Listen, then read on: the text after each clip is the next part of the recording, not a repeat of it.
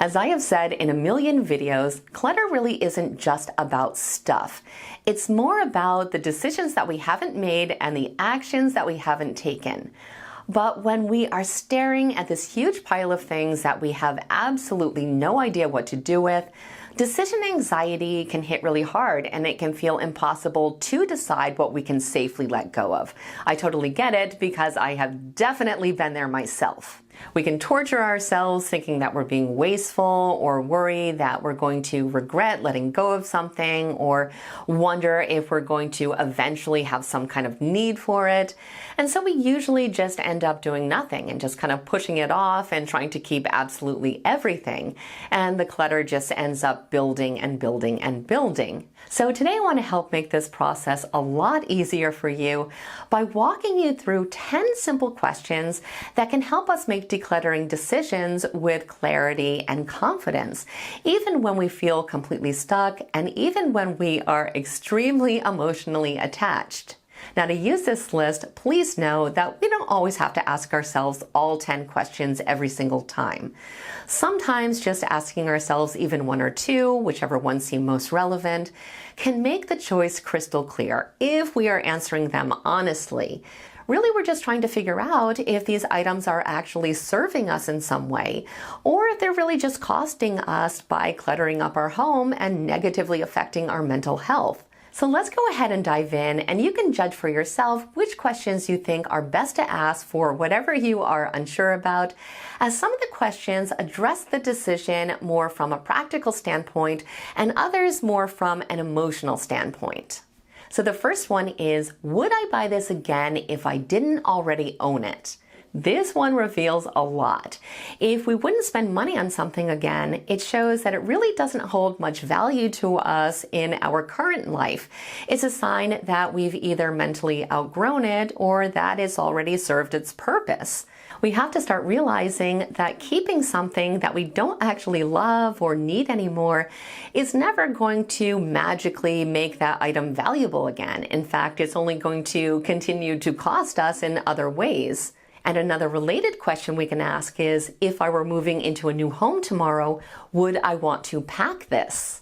So really what we're asking ourselves is if we would genuinely choose to take this item into the next chapter of our life. And if the answer is no, why are we giving it space now? If it was something that was truly helpful or meaningful to us, there would be no question that we'd want to take it with us. Now, a practical question that we can ask ourselves is, have I actually used this in the last year?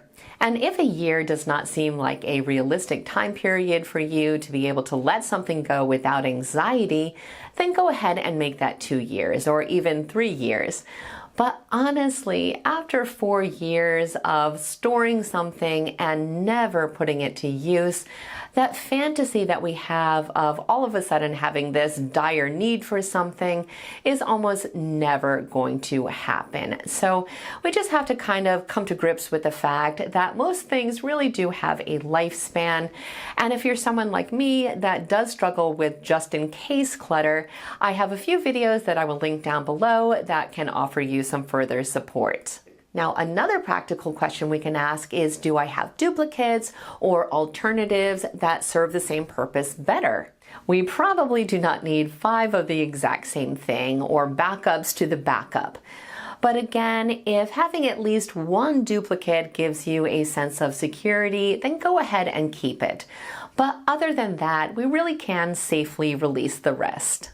Now, another great question to ask is, what is the worst that could happen if I let this go? And how likely is that? Our brains tend to significantly overestimate risk. But when we actually name the worst case scenario, most of the time we can realize that it's something that we could handle if it really happened, and probably it's something that will never ever happen anyway. And in those rare cases where we really do feel that it would be catastrophic not to have the item, then the answer is to simply go ahead and keep it, because this is not going to be the case for like 99% of the items that we're even debating. So if we want to go ahead and keep that one, it's really no problem. Now, the next couple questions are really useful when we are having trouble making decisions about things that we are emotionally attached to. The first is this item helping me move towards the life I want, or is it holding me back? We have to remember that decluttering isn't just about getting rid of stuff. It's really about making space for the person that we're becoming and the life that we want to lead. So that's why it's so critical that we determine if the item is supporting that version of ourselves, or if it's really just kind of anchoring us to something that we've ultimately outgrown. Now, the next one is a huge one for many of us, and that is, am I keeping this out of guilt, obligation, or fear? It is no question that these types of feelings are absolutely awful to experience, but they're honestly not good reasons to hold on to something. And letting go of something does not mean that we're ungrateful. It just simply means that we're ready to stop punishing ourselves with our belongings. I also want to quickly mention here that this is another topic that I have an entire video about that I will link down below. I definitely suggest watching it if this is something that you struggle with, because oftentimes if we find that we're having trouble letting something go because of guilt or fear, it's likely going to be a pattern that we're going to see when we're trying to declutter our entire house. And being able to overcome these feelings can be completely life-changing. Now, the next one is, does this item spark stress, resentment, or joy when I see it? Our emotions are signals, and if something that we own is making us feel overwhelmed or sad, that is definitely something that we do not want to ignore.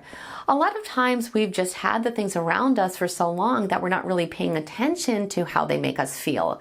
But if we ask this question and we do identify some kind of negative emotion coming up, it is probably time to let it go.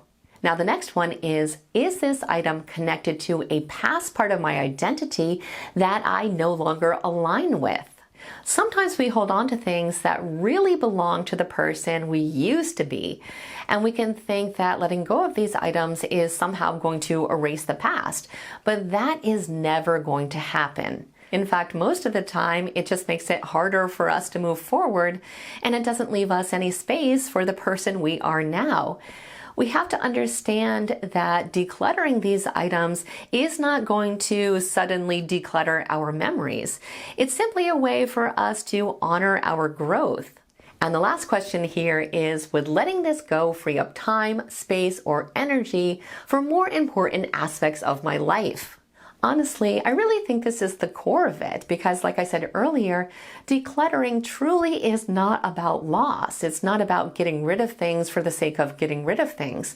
It really is about freedom and giving ourselves room to breathe. So I truly hope that these questions help to make this process a little bit easier. And please know also that there's no magic number of yes or no answers that gives you permission to let go of something. It's all about how you really feel and what the answers are once you answer them very, very honestly. If you do that, that will truly give you all the information that you need to be able to make a choice without feeling regret later on. I will go ahead and list all of these questions in the description box so you have them in one place. I will also link down a huge playlist on this topic just in case you need further support. I want to wish you so much luck in this process. Please know that there is hope and I would love to hear your progress. So definitely let me know in the comments. Thanks so much for being here and I will see you in the next video.